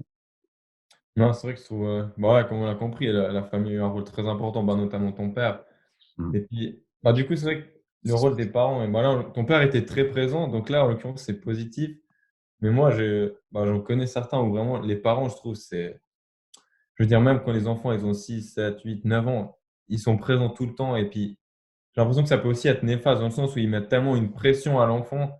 Enfin, toi, j'ai pas l'impression que ça a été le cas, mais tu sais, où ton père, il est derrière toi à chaque match, au bord du terrain, à parler, à crier, et cetera. Et que tellement tu mets une pression, ça peut limite bousiller la carrière de son enfant, tu vois? Bah, je connais beaucoup. C'est ce que tu as dit. C'est que genre, j'ai même des noms qui me viennent en tête. Pour le match, c'était fais-la passe à lui, fais-la passe à lui. C'était grave, mais t'es là, non, mais laisse ton fils jouer tranquille. Et après, les gens aussi, ils voient, tu vois, le coach, il entend. C'était à l'ancienne, enfin, les stades, il y avait personne. Du coup, on entend quand quelqu'un parle, surtout quand quelqu'un crie, encore pire. Du coup, t'avais des papas aux joueurs, c'était trop, ils abusaient. Ils abusaient. Et même, j'ai un souvenir où il en avait un, il était trop dans l'émotion, ça veut dire que son père, il disait de faire ci, faire ça, et le gars, il pleurait. Du coup, sa maman devait dire, ouais, mais arrête de pleurer, continue, fais ton jeu. En fait, il pleurait et puis il jouait plus, en fait. Il dit, non, mais, bon, on était petits, il me dit, non, mais, papa fait que de me dire ci, il fait que de me dire ça et tout. Et en plus, il s'appelait Jordan, en plus, le même prénom que moi. Du coup, il disait, Joe, non, continue à jouer et tout. Et en fait, c'est une pression, mais tu te dis, non, mais Papa, non, mais en fait, il le perturbe. Mmh. Comment tu veux que ton fils y joue? Même si on était petit, mais c'est des petits trucs, en fait. Tu mets Ouais. trop de pression et ton fils, il va pas réussir. C'est Mmh. trop pour lui. C'est ça. C'est ça. Donc, ouais, c'est vraiment vrai. C'est quand tu mets trop de pression, ça peut casser. Mmh. Et j'en ai plein, hein, j'en ai plein d'exemples. Et moi, j'ai la chance, mon père, aucun truc. Il regarde son match. Par contre, à la maison, là, il me disait, si, ça. Par contre, il fait des heures avec lui. Mais sur le terrain, tu n'entendais pas, tu vois. Tu Mmh. n'entendais pas. Ça, c'est la chance que j'ai eue. C'est la chance. Et tous les joueurs qui sont au courant, tous ceux avec qui j'ai joué, disent, ah, ton père, il est calme, hein. Ouais, il est calme à la maison quand même, hein. Face à face, tu vois, il me dit, mais ouais, je pense qu'il faut avoir le bon degré, un bon équilibre par rapport à ça, parce que ça joue aussi un rôle. Mmh. Ouais, Non, c'est vrai, comme tu dis, ça peut paraître des petits détails et tout, mais ouais, quand tu es petit, en plus, ça peut vite t'affecter et puis ça peut vite, ouais, te faire, exact. basculer. Malgré le fait que C'est ça. t'aies pas joué au quartier, ou que tu avais ces restrictions, enfin c'est ce cadre imposé par ton père, qu'est-ce que tu as appris du quartier, de grandir dans le quartier? J'ai pas très bien compris. Je vais te demander, ouais, malgré le fait que t'aies pas joué plus que ça au foot dans le quartier avec tes potes, parce qu'il y avait un cadre que ton père il t'a imposé, qu'est-ce que tu as appris quand même comme personne au quartier, de grandir au quartier? Ah, euh, ça m'a appris plein de choses. Ça m'a appris plein de choses. Parce que faut pas oublier pourquoi tu joues au foot. Et grâce à qui, quand même, tu joues au foot. Je joue au foot parce que j'ai joué avec les grands, quand même, en quartier. J'ai eu quand même le temps, en fait, de m'amuser, tu vois. C'est pas comme si j'ai jamais joué au quartier. Enfin, pour moi, je trouve que c'est impossible de bien jouer au foot si t'as pas pratiqué, tu vois. Du coup, le fait que j'ai joué avec les grands qui étaient plus grands que moi, et j'ai eu la chance de jouer avec les grands. Tu sais, quand tu es petit, les grands, en général, ils disent, ouais, non, là, vas-y, va au goal, tu vois. Moi, ils me disaient, vas-y, viens, joue vraiment sur le terrain. Et moi, je jouais avec eux. Et puis que tu prennes des coups, que ça t'endurcit, tu vois. Et moi, c'est ça qui m'a, en personne, en fait, ça m'a fait, j'ai beaucoup de fierté, tu vois, par rapport à ça. En fait, je les remercie parce que c'est grâce à eux qu'ils m'ont mis dans le bain. Enfin, je sais pas si tu captes un peu ce que je veux dire. Ouais. Ouais, tout à fait. Donc, en gros, c'est grâce à eux où j'en suis. Parce que c'est eux qui m'ont donné la possibilité de montrer mes qualités que je fais encore aujourd'hui, tu vois. Ils t'ont aussi appris, enseigné l'esprit combatif que tu as maintenant sur le terrain. Exactement. C'est grâce à ça que j'ai cette hargne, en fait, cette haine un peu, tu vois. Parce que quand on jouait, c'était pour gagner, on se rentrait dedans, c'était, tu vois. C'est ça qui m'a permis, en fait, de garder ça en moi. De garder ça en moi parce que c'est là-bas où j'ai appris. Et après, c'est là où j'ai pris du recul parce que je devais. Mais ça m'a beaucoup appris par rapport à ça. De pas oublier d'où tu viens. Ça, c'est vraiment la phrase. C'est réel, ça existe. Elle est vraiment vraie, cette phrase. Ouais. Moi, en tout cas, sur le plan personnel, là, une question un peu plus générale. C'est vrai que depuis petit, quelque chose qui m'inspire beaucoup du sport, mais encore, enfin, précisément du foot, c'est toutes les valeurs que ça t'enseigne, tu vois. Et je me suis souvent posé la question, et j'ai envie de te la poser là, comment est-ce qu'en tant que société et le monde dans lequel on vit, on peut apprendre du football? C'est une grande question, mais Ouais, c'est une je bonne sais, question. mais il y a tellement à apprendre que. Ouais. Et ouais, je sais pas, j'ai vraiment envie de t'entendre là-dessus. Euh, moi, je pense que on donne Pression, sans de. pression. Pardon? Tu dis sans pression. Ouais, ouais, non, t'inquiète. Franchement, pour moi, on donne de l'amour, en fait. On donne de l'amour et puis tu vois que les gens, ils sont heureux. Je sais pas si tu vois les gens quand ils sont devant une télé, qui regardent le Classico Real Barça. Tu vois pas les gens comme, ouais, je vais regarder le Real Barça et tout, ouais, je vais regarder. Enfin, je vais regarder la finale de la Champions League. Tu vois pas les gens comme ils sont addicts, ils sont amoureux du foot. tu vois. Et en fait, je pense qu'on donne de l'amour et puis c'est aussi un partage parce que tu dis: «Ah vas-y, je viens chez toi, on regarde le match».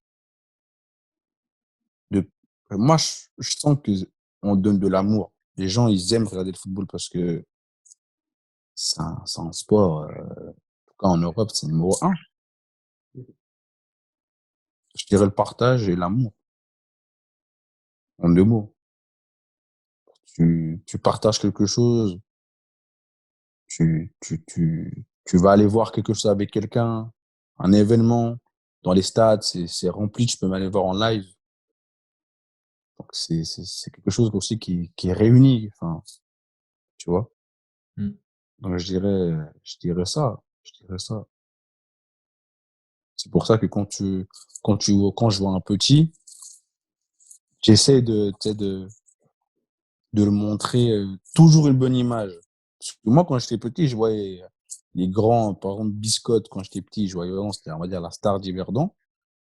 Je le voyais: «Oh Biscotte, je vais avoir tes chaussures, je vais avoir ton maillot et tout».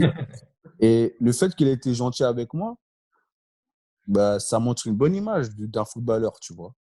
Parce que si, imaginons, il m'envoie chier, bah, je me dis: «Ah, il était pas gentil et tout». Et après, imaginons, bon, moi, j'aime le foot, mais j'étais dégoûté du foot. J'étais: «Ouais, les footballeurs, ils sont méchants et cetera». Et des gens, tu vois, l'approche, ton première approche, ça peut briser, en fait, un cœur d'un petit garçon. C'est pour ça que dès que moi, je vois les petits garçons, tu vois, j'essaie directement je dis pas que je donne tout le temps mon maillot et mes chaussures, mais tu vois, j'essaie d'être gentil et tout. Si faut faire un selfie et tout ça, tu fais le selfie. Ils vont être contents, tu vois? Et c'est ça qui vont encore, «Ah, moi, un jour, je veux être aussi footballeur», tu vois? Mmh. En fait, c'est cet amour-là, je dirais, c'est ça. Donner de l'amour, de la joie et partage. Oui, Ouais, parce que ben, on comme parlait. tu comme tu viens d'en parler, puis qu'on avait déjà parlé justement avant, du rôle modèle où on a pris ce qu'a fait Rashford et tout ça, mais pour moi, ça part déjà de là, en fait. C'est quelque chose de tout simple finalement, quand un gosse qui est, voilà, qui est fan de toi, qui vient vers toi juste, te checker ou voilà, faire une photo. Mais en fait, juste ça, ça peut, enfin, pas changer une vie, mais ça peut apporter énormément à ses enfants et c'est vrai que juste le fait que tu en parles et toi tu l'appliques, je trouve, moi je tiens vraiment à le souligner et puis voilà, enfin, j'ai beaucoup de respect pour ça. Mmh. C'est marrant parce que à t'entendre parler, moi, je ressens beaucoup de sagesse de toi et en même temps, tu es si jeune avec un tel avenir devant toi. C'est fou en vrai d'être à ce niveau-là, même en tant qu'homme aussi jeune. Je pense que c'est vraiment un exemple pour les autres. Merci. Ouais, moi, je pense que c'est important tu sais, quand même pas quand t'es bien, enfin, je dis bien, je dis pas financièrement ou quoi, tu vois, mais d'être bien et honnête avec les gens, tu vois. Parce que moi, je trouve que c'est la base. C'est la base, en fait, c'est tout le monde soit heureux. En fait, le monde, il est tellement cruel déjà, tellement de choses qui sont, qui sont injustes, que ça sert à rien de faire la gueule à tout le monde, d'être méchant, tu vois. Moi, je suis pas dans ce délire, tu vois. Je suis vraiment good vibes et on rigole et on passe du bon moment, tu vois. Tu as Ouais. beaucoup parlé de ton papa jusqu'à maintenant. Est-ce que tu peux nous parler un peu de ta maman, de tes frères et sœurs, si tu en as? Ah, ma maman, c'est l'opposé de mon père. Ça veut dire, bon, en fait, tu as trop, trop de trucs à dire à cette maman. Euh, On t'écoute. c'est, c'est quelqu'un qui, si elle te voit, elle va te checker déjà. Ça va, tranquille, tu vois, c'est la maman rigolo, tu vois, mais qui est très, très impulsive. Ça veut dire elle a du caractère, tu vois, mais elle est trop cool. En fait, elle est trop cool. C'est un personnage, ma maman. Et du coup, moi, à l'époque, elle avait pas le permis. Du coup, elle pouvait pas m'amener pour les matchs ou quoi, tu vois. Mais quand j'ai commencé le foot, mon papa, en fait, m'a amené avec ma maman à l'entraînement. Et ma maman, elle est restée à l'entraînement jusqu'à je termine l'entraînement. C'est-à-dire qu'elle mettait son Nous, notre pays, on appelle les putas. Les putas, c'est genre un drap, tu vois. Un petit drap, tu mets sur l'air. En plus, il faisait chaud en été, donc elle se posait, elle s'allongeait, tu vois, puis regardez comment on joue au foot. Après, mon papa, soit c'était mon papa, ou soit c'était un autre de mon équipe, nous ramenait chez nous, tu vois, et qu'il habitait aussi à côté. Donc, ma mère, elle a toujours été proche de moi, parce que bah, c'est maman et fiston, c'est quand même proche.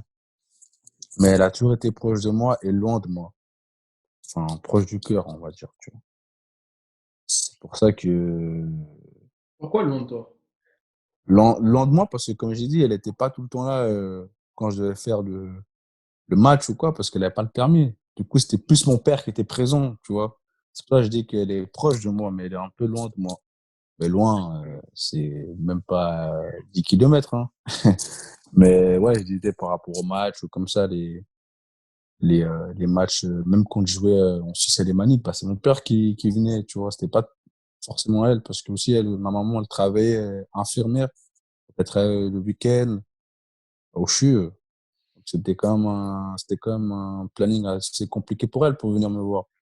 Et dès qu'elle a mon père, dès qu'elle a son permis, par contre, là, boum, elle venait dès qu'elle pouvait venir et tout, puis c'était cool. Mais Amour, ouais, c'est un personnage, elle est trop marrante. Elle est trop marrante. Et puis, eh ben, justement, là, comme voilà, on sent vraiment que tu es très proche de ta famille. Comment tu bon, tu as fait une première étape en partant de Lausanne à IB déjà, où là, tu quittes un peu le cocon familial, un peu ta vie, ton village. Et là, maintenant, tu es parti encore à Nice, donc tu as quitté carrément le pays. Toi, comment tu vis ça de ouais, d'être encore un peu plus loin finalement de là où tu viens, de chez toi, de ta famille, ton entourage? Comment tu le vis? Ouais, franchement, je vais pas te mentir, ça me fait plus rien parce que j'ai l'habitude. J'ai l'habitude. Je suis tellement parti tôt. Je partais à 14 ans à Payerne. Je suis resté 2 ans là-bas. Je rentrais que le week-end Mmh. chez mes parents. Après, quand j'ai terminé ça, je suis allé à Lausanne. Enfin, à Lausanne, je suis retourné, en fait, dans mon club d'origine, vu que j'étais en moins de 16 à Lausanne. Donc, j'étais transféré. L'hiver dans Lausanne, j'ai fait le saut. Du coup, je suis allé à Lausanne. Et quand j'étais à Lausanne, j'étais au centre Auxel. Je sais pas si vous connaissez. Ouais, c'est le sport-études, c'est ça? Ouais, Export Études. Du coup, c'est comme un centre où tu as ta chambre, tu dors et tu restes la semaine là-bas et tu rentres. Comme on fait à Payerne, quoi, sauf que c'est plus tranquille. Après, quand j'ai eu ça, je suis allé justement à IB. Quand je suis allé à IB, j'avais mon appartement à Berne. Du coup, j'étais tout le temps à Berne. Mmh. Dès que j'avais congé, je descendais à Yverdon, chez mes parents. Et après, je suis venu ici à Nice. Et c'est pareil, dès qu'ils peuvent venir, bah, ils viennent. Sinon, je suis souvent seul, on va dire. Mais maintenant, c'est passé. J'ai plus cette inquiétude, on va dire, tu vois. Donc, en vrai de vrai, ça me fait plus rien, quoi. Mais c'est clair que quand ils viennent, ça me fait plaisir. Est-ce qu'on peut dire, pour un peu résumer tout ce on a parlé jusqu'à maintenant à propos de ta famille, que certainement tu as reçu une bonne éducation, la meilleure des éducations possibles. Qu'est-ce que c'est pour toi alors une bonne éducation? Comment est-ce qu'on définit une bonne éducation? Je reviens là-dessus parce que c'est vrai que dans notre précédente discussion, on a eu ce terme-là qui est revenu, bonne éducation. Et on voulait te demander, alors c'est quoi une bonne éducation? Une bonne éducation, je dirais suivre son enfant, suivre dans ce qu'il fait, enfin, dans sa vie, dans son expérience, qu'il fasse du sport ou pas. Je pense que c'est important de faire du sport parce que c'est bon pour la santé. Donc, faut le faire, mais s'il fait pas du sport, en tout cas, de soutenir dans ce qu'il fait. Comme ça, nous, en tant qu'enfant, on se dit, ah ouais, moi, j'ai du soutien de mes parents, tu vois. C'est important parce qu'il y a beaucoup de parents qui s'en fichent un peu de ce qu'ils font leur enfant, hein, et c'est triste à dire, mais c'est vrai. C'est la vérité. Mais je pense que de soutenir, de suivre, le suivi, je pense que c'est important. En tout cas, ça peut que aider l'enfant, tu vois. Ça peut que aider l'enfant, même quand il va grandir, dès qu'il va atteindre son objectif. Et là, tu vas voir que ton enfant va parler de toi comme une fierté, comme moi, je suis en train de parler de mon père, tu vois. surtout de mon père, parce que quand je parle de mon père, c'est pas qu'il y a que lui et tout, non, mais c'est que ce qu'il a fait, tu vois, c'est grâce à lui, c'est lui qui m'a poussé, tu vois. Malgré que j'ai encore d'autres personnes de ma famille. Et puis j'ai oublié de souligner aussi que j'avais aussi 3 sœurs, que je suis le seul garçon de la famille. Mmh. Euh, 2 grandes sœurs et une petite sœur. Et mes 2 grandes sœurs, bah, sont fiers de moi, sont fiers de leur petit frère, de ce qu'il a accompli et ce qu'il va encore accomplir. Et la petite sœur, bah, elle a toujours été là quand je jouais les matchs, même quand j'étais petit et tout ça. Donc, ma petite, mon petit supporter, c'est ma petite sœur. Mmh. Donc voilà, je pense que le suivi, c'est important. Je pense que c'est la base. C'est la confiance. C'est la confiance que le parent donne, ce qu'il peut, s'il a un truc qu'il peut donner, c'est ça. C'est le suivi. C'est aussi les dépenses qu'ils font pour toi, parce qu'ils croient en toi, tu vois. Moi, ils ont dépensé de l'argent, c'est pas facile, hein, c'est pas donné à tout le monde. Quand tu dois payer, si tu dois payer païen, tu dois payer la famille d'accueil, parce que j'étais dans une famille d'accueil, tu dois payer ça, les équipements. Il y a beaucoup de familles qui, juste pour ça, ils disent non, c'est trop d'argent jeté, tu sais. Du coup, bah, ils font pas, quoi. J'ai eu un exemple, la maman d'un petit garçon, quand j'étais à Payerne, il m'a dit, je vois, mais votre fiston, il aime le football. Je dis ça parce que j'étais au centre. Et là-bas, quand tu es au centre de préformation, ils te regardent avec les yeux en cœur. Du coup, j'ai eu la chance de croiser sa maman et je lui dis, ouais, mais votre petit, il aime bien le foot et tout, faut l'inscrire. Elle dit non, c'est pour payer des équipements, tout ça, la cotisation, pas la peine. J'ai fait, purée. Je voulais pas montrer mon mécontentement, mais j'ai dit, ah ouais. Donc, en fait, tu brises le cœur d'un gamin, en fait. Parce que lui, il veut faire ça, mais vu qu'en fait, tu dois mettre de l'argent, tu veux pas, en fait, que tu veux pas l'inscrire, c'est pour ça. Donc, je me suis dit, ah ouais. C'est pour ça que j'ai parlé de financement, c'est des trucs tout bêtes, hein. Mais c'est là où après, pour tes parents, t'es reconnaissant parce qu'ils ont tout fait pour que tu arrives où tu es. Voilà, pour le global, quoi. Non, mais c'est vrai, ouais, pour définir une bonne éducation, il peut y avoir plusieurs manières, mais là, je trouve que tu as souligné un point important. Je pense qu'il n'y a rien de plus important pour un enfant que de se sentir soutenu par ses parents et encouragé, enfin, et de sentir aussi la confiance en lui. Enfin, Ouais. justement, à l'inverse, il n'y a rien de pire, comme tu l'as dit, que tes parents ben, ne te soutiennent pas dans ce que toi tu aimes, dans ce que tu veux faire. Et je trouve que c'est vraiment important. Mhm. Et voilà. Et puis, moi, j'avais une autre question un peu plus pour revenir un peu vraiment au foot, est-ce que toi tu as quel est l'entraîneur qui t'a le plus marqué dans ta carrière? Tu en as un spécialement ou peut-être plusieurs? Un que tu as côtoyé récemment, peut-être même. Ouais, franchement, je dirais celui qui m'a beaucoup appris, c'est Fabio Celestini. Si je parle du pro, hein. Hmm. Mmh. C'est ça.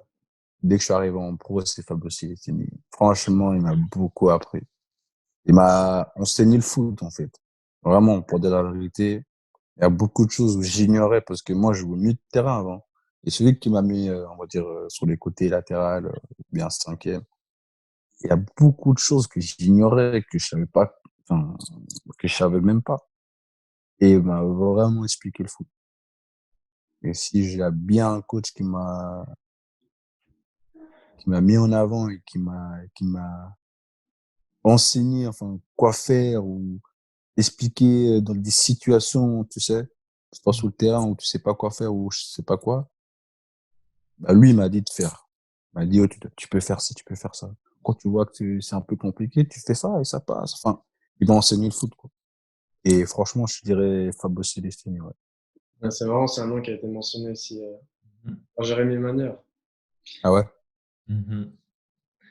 Puis justement, par rapport à ça, ouais, ces entraîneurs, toi, de manière générale, quel genre de relation tu as avec Bah, avec un entraîneur, après ça dépend de l'entraîneur, mais est-ce que tu es beaucoup du genre à communiquer avec les entraîneurs? Après, il y a ceux qui aiment moins parler, plus en retrait, enfin, comment toi tu te situes là-dedans? Moi, je communique pas trop avec les entraîneurs. Je suis très, comment dire, je vais pas renfermer, mais je reste beaucoup dans mon coin. Mmh. Après, moi, si je dois le parler, c'est vraiment, si je dois savoir quelque chose, ou bien, ouais, tout ce qui est pour le foot. Mmh. Mais sinon, je suis vraiment un peu dans mon côté. Je suis pas trop quelqu'un qui va toquer à la porte.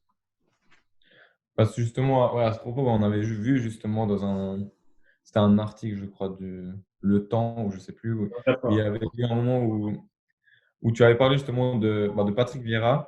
Oui, Genre, bon, tu avais dit, bon, que tu avais une certaine admiration, ben, ce qu'on peut tous comprendre vu le personnage que c'est, oui, et tu avais dit qu'avec lui, tu pouvais tu communiquais avec lui de certains, tu avais dit, des sujets délicats, enfin, tu avais fait comprendre que quand même il y avait des discussions souvent avec lui et que, oui. ben, en gros, ouais, qu'est-ce que tu communiques avec lui et qu'est-ce que lui aussi t'a apporté, sur le plan humain et sur le plan, du foot? De quoi tu parles aussi quand tu parles de sujets délicats, si on peut se permettre de se poser la question, de te poser la question? Ouais, en fait, c'était quelqu'un, en fait, parce qu'il a une grande carrière. Du coup, il sait c'est quoi d'être un joueur de football. Moi, je pars du principe, si un entraîneur a été un joueur de foot, il a, il a gagné, en fait. Il a gagné. Quand je parle comme ça veut dire, il sait c'est quoi. Il sait tout ce que tu traverses. Et quand je disais par rapport au sujet un peu plus délicat, c'est que des fois, bon, j'ai pas eu encore cette, enfin, pas la chance, j'avais pas cette chance-là, mais j'ai pas eu, je suis pas en arrivé là, je suis pas arrivé là où, quand j'avais un problème, par exemple, je suis allé vers le coach et je lui ai dit, ouais, peut-être je suis pas trop en confiance, ou, bien, il y a un truc qui va pas ou quoi. Franchement, tout roulait bien pour moi quand il était là, tu vois. Du coup, j'ai pas trop, je suis pas allé trop parler, je suis pas allé trop parler de ça, en fait. Mais quand j'ai plus délicat, c'est que aujourd'hui, moi, j'ai un enfant, j'ai un petit garçon. Et du coup, Félicitations. merci beaucoup. J'ai un petit garçon de 5 mois. Du coup, bah, lui, c'est aussi un papa. Du coup, il sait comment gérer niveau foot et puis l'enfant. Et moi, je suis allé vers lui parce que j'avais un petit truc à faire en Suisse par rapport à mon petit, justement. Là, je devais faire la reconnaissance de un truc comme ça pour Mmh. le petit et je suis allé lui poser la question que voilà, si c'était possible d'être libéré et tout ça. Et puis, il a compris, il m'a dit: «Oui, bien sûr, je te donne un jour de congé». Enfin, on avait match et le lendemain, je suis parti exprès pour ça. Après, après j'étais revenu justement pour faire les entraînements, mais qu'en fait, il a directement compris que, tu sais, quand c'est la famille, quand c'est des trucs comme ça, que c'était le feu vert. Mmh. Et aussi, une fois, quand, j'étais en sélection et c'est là justement j'ai bien aimé. Généralement, il m'a fait: «Mais tu as pu voir ton fils?» Et je lui ai dit: «Non, j'ai pas pu». Il fait: «Mais fallait me dire». Mhm. Après, tu vois qu'il était, on va dire mal, parce qu'il se dit: «Ouais, mais il est rentré en Suisse, il a pas vu son fils». Alors que, ouais, on va trouver quelque chose pour que on lui donne congé ou quoi pour qu'il aille voir, son fiston, tu vois? Et ça, je trouve que c'est parce que c'est un joueur, tu vois? Mmh. C'est un joueur parce qu'il sait c'est quoi d'être loin de sa famille, déjà d'être loin de sa famille. Là, imagine loin de ton enfant, tu Mmh. vois un peu? Et c'est là où c'est des sujets où, enfin, je sais pas si entre un coach, on va dire normal, il m'aurait dit ça. Je sais pas, tu vois. Et c'est là où tu vois la complicité que j'avais avec lui, on va dire que c'était un peu plus ouvert. J'avais pas peur de dire quelque chose parce qu'il a vécu, quoi, on va dire, tu vois. Mmh. Donc voilà, c'était ça, on va dire. Sur les quelques mois que tu as travaillé avec lui, est-ce que tu as Tu as le temps d'apprendre beaucoup de lui, hein, en tant qu'homme. Ouais, en tant qu'homme, j'ai beaucoup appris. J'ai vu que c'est un homme qui assumait tout ce qu'il a assumé. Et parce que, vas-y, en tant que joueur, je pense qu'on sait tous. Mais en tant qu'homme, moi, je le savais pas. Et moi, là, je l'ai vu. Et ça m'a fait très mal quand même qu'il soit parti parce que c'est une bonne personne, tu vois. C'est une bonne personne. Donc, ouais, en tant qu'homme, il m'a beaucoup appris. Parce qu'on sent qu'il a un cœur un peu comme, je sais pas si on peut parler comme ça, mais comme Arsène Wenger, euh, avec qui il a travaillé par le passé. S'il a un cœur comme Arsène Wenger, Ou que le cœur qu'il a, on sent qu'il a appris de Arsène et qu'il est un peu comme Arsène, quelqu'un qui comprend ouais, l'aspect humain. ouais, ouais. Je pense que ça, Arsène Wenger a joué un bon rôle pour lui. Je pense que, ouais, t'as raison sur ce que tu dis. Ouais. Je pense bien.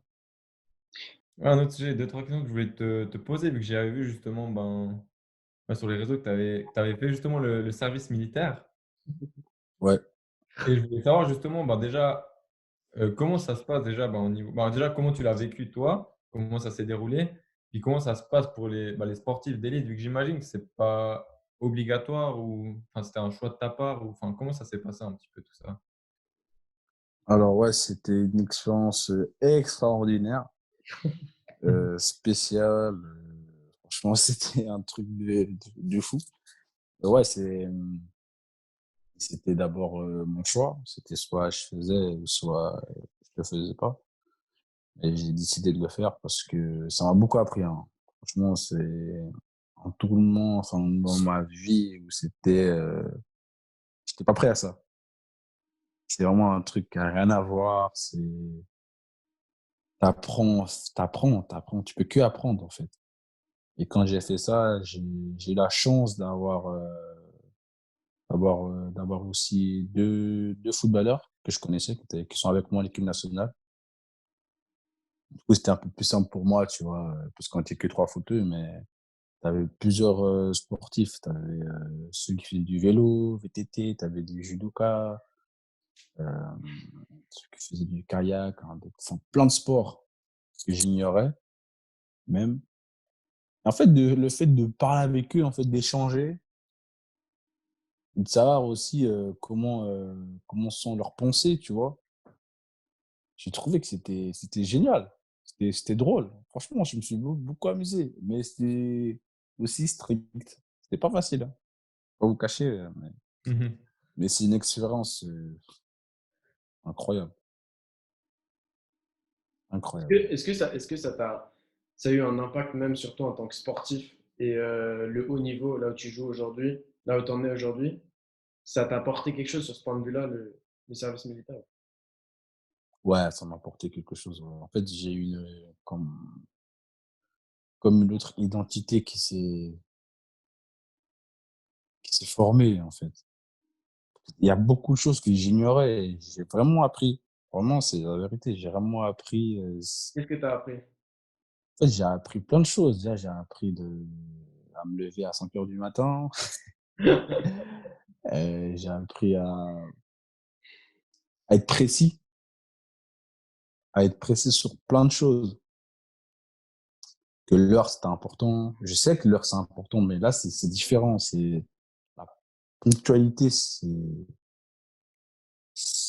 franchement la base. Les militaires, en fait, c'est carré, les militaires. Est-ce que tu C'est penses que tac, tac, c'est un tac. truc de Suisse? Pardon? Est-ce que c'est un truc de Suisse en plus d'être militaire? Bah, je vais pas dire non. Je, je vais pas dire non, mais après, tu vois, c'est parce qu'en fait, tu sais, les Suisses allemands, c'est trop marrant, en fait. Moi, j'ai trop rigolé là-bas. C'était trop marrant parce que les Suisses allemands, ils sont trop drôles. Avec leur accent, là, c'était vraiment les Suisses allemands, vraiment les Suisses allemands. C'était abusé. Euh, ouais, en fait, quand j'en parle de ça, il y a trop de souvenirs qui me viennent en tête. Et vraiment, j'ai beaucoup rigolé, c'était drôle, j'ai beaucoup appris, mais voilà, la ponctualité, je trouve, c'était quelque chose. Mmh. C'était très, très tac, tac. Si tu pars, tu dois marquer sur la feuille que tu partais, tu venais à quelle heure. Tu pars comment? Tu pars en train? Tu pars en voiture? Et c'était carré. Du coup, tu jamais en retard aux entraînements ou bien?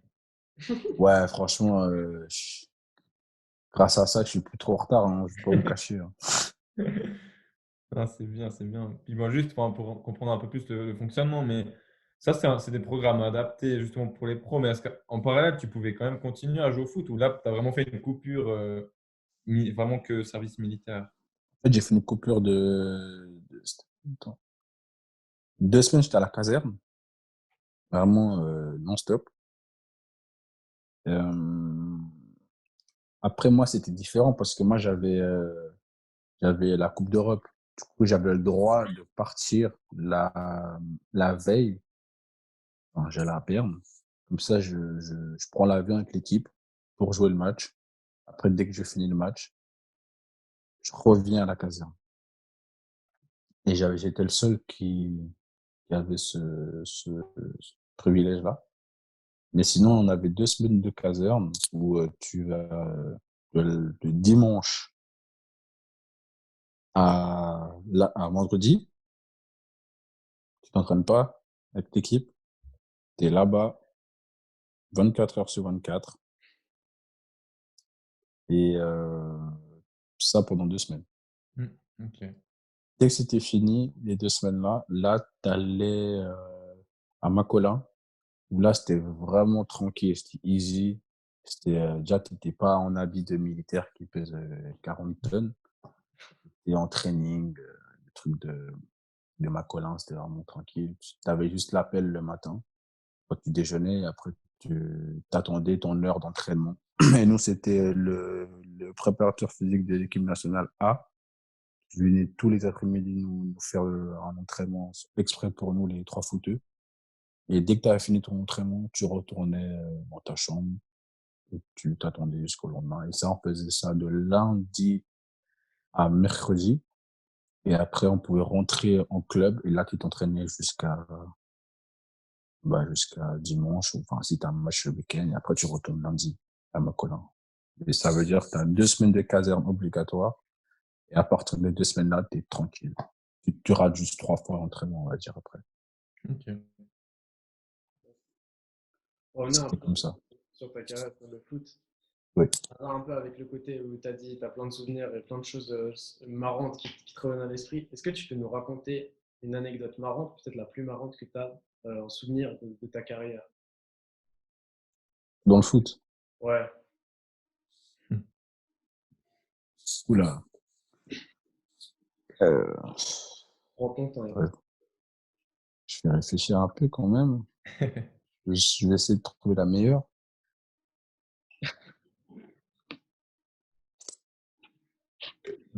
C'est le moment de bord de l'eau si vous voulez.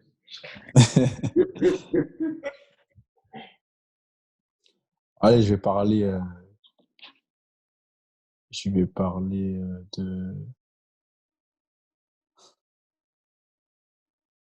pense de ma touche.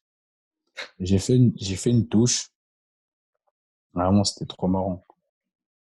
En fait, c'était en Europa League. Et je crois qu'on gagnait, on gagnait déjà. On gagnait 1-0, je pense. Et je vais faire une touche. En fait, je prends mon temps en plus, tu vois. Et le terrain, le stade, il était blindé. Ah, je prends le ballon, je vais faire la touche. Et je vais le lancer, mais hyper loin. Et je lance. Et le ballon, genre, il tombe, mais il va en l'air comme ça, tout haut. Et puis il tombe. Et il y a tout le stade qui rigole. Quand je dis tout le stade, franchement, c'était incroyable. Tu l'as vraiment Ils ont, entendu donc? ouais, ouais, non, là, tout le monde a entendu. Mais quand je dis vraiment le stade, il y a eu un bruit, non, mais, ah, ah, ah, ah. Et là, je me suis vraiment senti con. Enfin, ça arrive, tu vois, mais c'était, Ouais. moi-même, en fait, j'ai rigolé, je crois, j'ai fait, oh, merde. Et il y a tout le stade qui a rigolé, et j'ai regardé un peu le coach. Le coach, il m'a fait genre, tu vois. Et je pense que, ouais, anecdote, je pense, je dirais celle-là. Et après, il y a tout le monde qui m'a envoyé des messages, qui m'envoyaient la vidéo de la touche, en fait. Et c'était trop marrant. C'était trop marrant. Je pense que ça, c'était celle la plus drôle qui m'est arrivée en match. Après, on a Ouais, plein d'autres, hein, mais qui m'est arrivée en match, je pense que c'est celle-là. Tu t'es fait ouais, un elle est pas mal, elle est pas mal. Comment? je disais, Ouais, tu t'es un peu chambré dans le vestiaire. Enfin. Ouais, ah, ma chambrée, hein, bien sûr. Ah, et comment? ça fait partie du jeu, ça. Ouais, c'est parti du jeu, mais franchement, c'était trop marrant. En plus, la touche, elle était incroyable parce que la manière comme j'ai lancé, je vais vraiment lancer loin. Du coup, elle est montée tout droit, tout en haut, comme ça. Ah, après, elle est tombée. Et moi, je m'étais pas rendu compte. Je pensais qu'elle allait partir, le ballon, tu vois. Le ballon, il est parti et c'était trop marrant. Et puis J'ai envie bon, de te demander, moi, vas-y, Guillaume. non, vas-y, vas-y. Qu'est-ce que tu aurais fait si tu n'avais pas fait de football? Oula!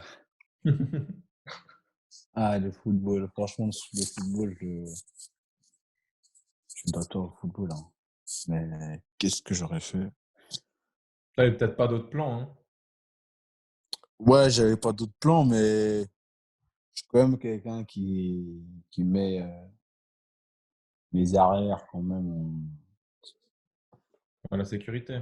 en sécurité, mais c'était un peu fou parce que de base, j'ai fait un apprentissage d'un peu de commerce et c'était très dur pour moi parce que j'étais avec la première déjà à Lausanne et j'arrivais pas à gérer les deux. Franchement, j'arrivais pas à gérer les deux. J'arrivais pas à gérer les deux. Du coup, j'ai dû arrêter de faire un peu de commerce. Ensuite, j'étais en train de chercher en fait un nouveau apprentissage pour réussir à faire les deux. Et j'ai fait gestionnaire de commerce de détail. Ok. Et c'était à Cosner Sport. C'était en fait le sponsor de Lausanne. Mm. Et quand je suis arrivé là-bas, il y avait déjà Olivier Custodio, je sais pas si vous connaissez. Mhm. C'était le capitaine de Lausanne quand je jouais à Lausanne. Il travaillait là-bas, il était à son deuxième année d'apprentissage. Je crois qu'il entamait la troisième, un truc comme ça. Du coup, quand je suis arrivé là-bas, j'étais trop à l'aise. C'était trop bien. Et c'était vraiment adapté pour mes entraînements. C'était vraiment top. Et j'ai bien aimé de faire ça. C'était vraiment, et puis c'était vraiment un bon groupe. C'était, on va dire, même une famille, quoi. Ils venaient, dès que je jouais à Lausanne, ils venaient même me voir, le week-end et tout, avec des bonnes rôles. Jordan, on est là pour toi et tout. C'était vraiment, c'était trop cool. Et franchement, je pense que j'aurais été dans ce domaine-là, hein, parce que j'ai vraiment beaucoup aimé de travailler dans un sport et tout. C'était vraiment cool. Après, je ne cache pas, les horaires, c'était pas facile, mais sinon, c'était vraiment cool. Du coup, j'ai dû arrêter, euh, j'ai dû arrêter parce que j'ai eu mon transfert à IB. Mm. Et je me suis dit, je peux pas, je pouvais être transféré dans une autre filiale à Berne. Mais bah, c'était compliqué. J'avais déjà la Coupe d'Europe et ça allait être dur. Et je venais pas en tant que petit garçon qui est dans une petite équipe. Je venais en tant que vraiment, j'étais jeune, hein, j'avais 18 ans, mais je venais pour jouer, quoi.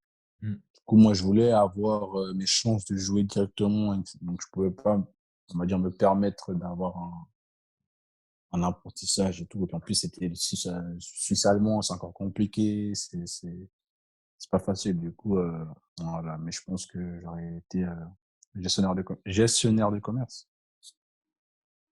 Je- Ok. En t'entendant comme ça, j'ai envie de te demander, c'est qui ton meilleur coéquipier? Le gars avec qui tu t'entends le plus dans un vestiaire, que ce soit à Nice, à EB, mais toutes les équipes confondues, c'est qui ton meilleur pote?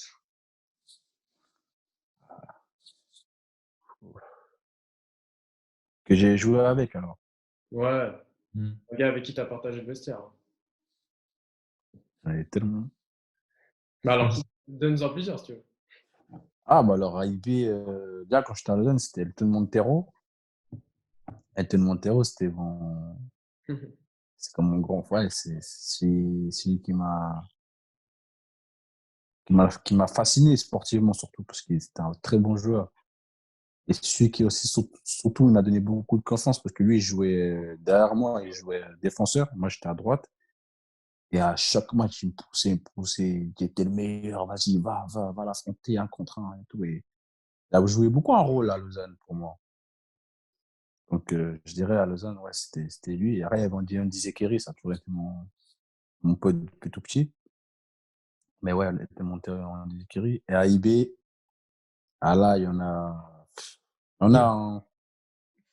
Il y a tout le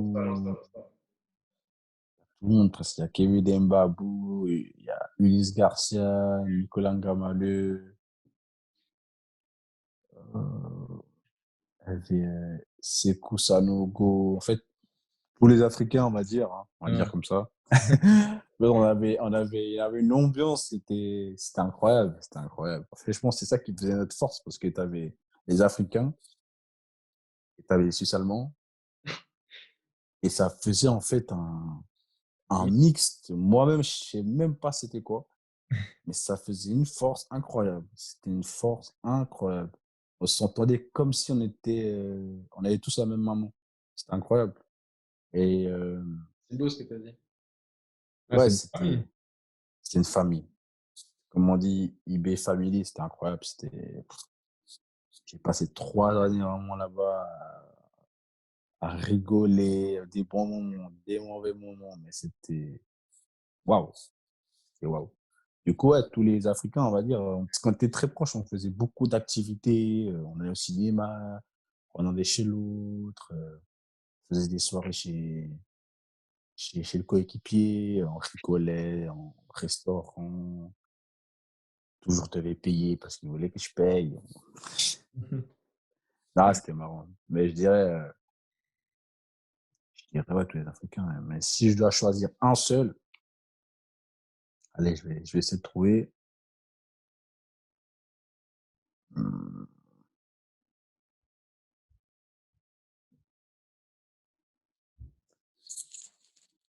Ouh, je dirais Tel Montero, hein. ok. Ok, ouais. Tel Montero, quoi. On ose te demander pour ton équipe actuelle, ton vestiaire actuel. Ah, ok. Alors, actuel. euh,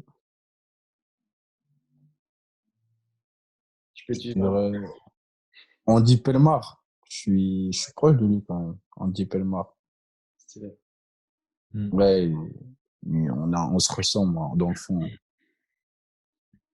moi, je trouve beau comme tu parles de tout ça, puis même depuis le début de la discussion, on sent vraiment que tu es, ouais, que t'es ouvert, tu es spontané, et puis tu arrives à retransmettre justement. Enfin, ouais, on voit que tu es quelqu'un que tu es heureux, tu vois. Enfin, et tu arrives vraiment à transmettre ça, et que tu te remets dans ces souvenirs et tout. Et ouais, je trouve vraiment beau, enfin, comme tu partages tout ça. Ouais, franchement, chapeau. C'est la classe. C'est la classe. Merci, c'est gentil. Bon, je pense qu'on va arriver gentiment Je voulais à la poser fin. une question On va encore. poser une ou deux questions. Dis-moi, Jason. On n'a pas eu le temps d'aborder rapidement ce sujet-là, mais c'est les autres passions que tu as en dehors du foot. Est-ce que tu en as? Là, ça va, on peut citer de nouveau des grands joueurs comme Depay avec la musique, je sais pas, des Bellerin avec la mode, tous ces trucs-là, quoi. Toi, c'est quoi ton truc en dehors du foot? Si tu as un truc, une passion, ou plusieurs. Alors, je peux vous dire, j'ai beaucoup de trucs, hein. Ah, Ah, moi, je suis un gars complet, moi. ah, Cas sport, j'aime beaucoup les sports avec tout ce qui est raquette. Donc, badminton, ping-pong, tennis. Qu'est-ce qu'il y a encore? Euh, euh, Du squash, peut-être? ouais, même squash. badminton. Ouais, tout ce qui est raquette, c'est mon truc. Basket, j'aime beaucoup. T'es un La NBA. multisport. Pardon? T'es un multisport. T'aurais dû faire une Ouais, carrière de sport. ouais, je suis multisport. Ouais, ouais, je kiffe trop, je kiffe trop. Surtout, tu sais, les petits sports là qu'on néglige, c'est trop bien. Justement, c'est trop bien. Mais basket aussi, c'est cool. La NBA, tout ça, c'est trop kiffant, tu vois. Basket, c'est la base. Euh, Après, j'aime beaucoup la musique. J'aime vraiment, vraiment beaucoup la musique. C'est pour ça que je vous ai parlé de Michael Jackson. C'est la musique, c'est la base aussi. Euh, La danse, non? Tu danses bien, toi? Ouais, moi, je danse bien. Moi, je suis un danseur. Ouais, j'ai ça dans la peau, moi. Ouais, ouais, ouais. Faut que j'apprenne de toi. Alors, moi, j'ai trop envie de danser, mais je sais pas danser. Ouais, ça, la danse, pour moi, c'est la base aussi. Mm. C'est la base aussi. C'est là où tu t'enjailles, tu rigoles, tu t'exprimes surtout, tu vois. Ouais, c'est clair. Tu t'exprimes, c'est pour ça que pour moi, Michael Jackson, c'est numéro uno, je vais rien savoir. Ah, c'est un Donc, bel exemple. c'est un bel exemple. Ouais. Nous, artistique, c'est magnifique. Donc, ouais, je fais franchement beaucoup de sport à côté, je m'amuse, j'aime bien aussi les loisirs. Enfin, surtout les jeux de société, j'aime beaucoup. Là, je suis en train de commencer les échecs. J'aime bien les jeux un peu stratégiques, tout ça. Ouais. On s'est mis récemment avec Guillaume. Ah ouais? On Ouais, bossait ensemble pour le projet, non? On a fait Ouais, une mais, petite partie d'échecs. ouais. Non, franchement, l'échec, c'est cool. Et ouais, j'aime beaucoup les jeux de société. C'est vraiment marrant. Je kiffe trop. Mm. T'es un bon vivant, quoi. Pardon? T'es un bon vivant. Ouais, ouais. En tout cas, je sais quoi faire de mes journées, on va dire. T'embête pas, ouais. Ouais, je m'embête pas, ouais. Ben Bon, alors, c'est bon pour moi. J'ai posé ma question. non, bah alors il y a juste voilà, la dernière question qu'on aime bien poser souvent, c'est quel conseil tu donnerais au Jordan qui est âgé de 15 ans, par exemple, aujourd'hui? 15 ans. Moi, j'étais tellement le Jordan de maintenant que je sais pas quoi dire à Jordan de 15 ans. Ah, toi, peut-être le changement, il est venu plus tôt. Toi, c'était à 10 ans, toi, alors? Ouais, bon, c'était trop tôt. Franchement, je sais pas ce que je pourrais me dire. Je sais pas, qu'est-ce que j'ai fait de mal? Ah oui, une chose, ça me tient à cœur, c'est de d'avoir pas tout donné à l'école. Ça, c'est un truc, franchement. Si je dois conseiller les gens, hein, c'est l'école, les gars, c'est trop bien. C'est trop bien. Tu es avec tes amis. Et si j'aurais pu venir en arrière, sportivement, j'ai rien à dire. Mais l'école, j'aurais pu mieux faire. J'aurais pu mieux faire parce que je suis comme quelqu'un qui a la tête et c'est venu tard dans le sens où je voulais, ouais, ça me disait rien. Enfin, c'est vraiment venu tard. À partir de septième, j'étais vraiment sérieux, mais sinon, ouais, c'était pas trop mon truc, quoi. C'était pas bête, hein, mais c'est juste que, ouais, je m'ennuyais, je trouvais pas, je prenais ça pas trop au sérieux, alors que j'aurais aimé quand même prendre ça au sérieux et puis d'être fier de moi dans ce côté-là, tu vois. Mais je pense que le Jordan de Kazan, je lui aurais dit, bosse un peu plus à l'école. Je pense que j'aurais dit ça. Parce que sportivement, j'ai rien à dire. Moi, j'ai envie encore de rajouter. Qu'est-ce que tu donnes là comme conseil aux jeunes qui essayent de percer et qui vont nous écouter? Mais alors, si vous êtes un Jordan comme moi, qui, je veux dire ça comme ça, qui pense qu'au foot, c'est bien. Franchement, c'est bien. Il faut penser comme ça. Mais, il y a un mais là-dedans. Il faut aussi penser être bon à l'école. Et ça, c'est, quand j'étais petit, c'était un truc, c'était la phrase qu'on me disait tout le temps. Ouais, c'est bien le foot, c'est tout ça. Je disais, ouais, bah oui, c'est bien. Mais l'école, c'est aussi important. Et moi, j'écoutais pas ça. Parce qu'aujourd'hui, j'ai la chance que j'ai réussi quand même à être professionnel. Mais si j'aurais pas été professionnel, ça aurait été compliqué. Et l'école, c'est quelque chose, déjà, qui t'apprend beaucoup, la culture générale. Tu vois, l'école, c'est quelque chose. Si tu fais bien les choses, tu peux que monter. Et ouais, je dirais de bien bosser à l'école et de bien jouer au foot. Les deux. Parce qu'on peut faire les deux. Parce que j'ai pu faire ça les deux après. Donc tu peux le faire. Donc voilà. L'école, c'est important quand même. C'est la classe parce qu'en t'entendant parler, tu donnes l'impression d'avoir beaucoup de sagesse et en même temps d'être très jeune. Et puis, franchement, c'est un plaisir. Puis, je pense que je pourrais parler à Guillaume encore pendant 2 heures, tellement il y a de choses à faire avec toi. Donc, c'est top. Mhm. Ouais, c'est vrai qu'on pourrait continuer encore, mais on va quand même te laisser parce que tu as pris déjà beaucoup de temps pour nous. Je Mhm. m'adresse juste à tous ceux qui nous écoutent. Alors, ben, n'hésitez pas à liker, à partager, à donner vos feedbacks sur ce qui vous a plu ou moins plu, et puis à d'éventuelles thématiques aussi que vous aimeriez aborder, Même des invités, des non-invités. ou des invités. Et voilà, on sait que plus votre soutien sera grand, ben, plus nous le serons aussi. Et puis, ben, Jordan, ben, je m'adresse à toi, merci. Ça a vraiment été un plaisir de partager ce moment avec toi. Alors, merci d'avoir accepté et d'être venu à partager ton histoire avec nous. On te souhaite plein de succès pour la suite. Et puis, ben, on se dit à bientôt. Et puis, ben, prends soin de toi. Merci beaucoup de m'avoir invité, hein. C'était super, les gars. Et j'ai pris du plaisir aussi, beaucoup de plaisir. Beaucoup, beaucoup. Merci à toi encore. Merci. C'était excellent. C'était super. Prends soin de toi. Merci, pareillement.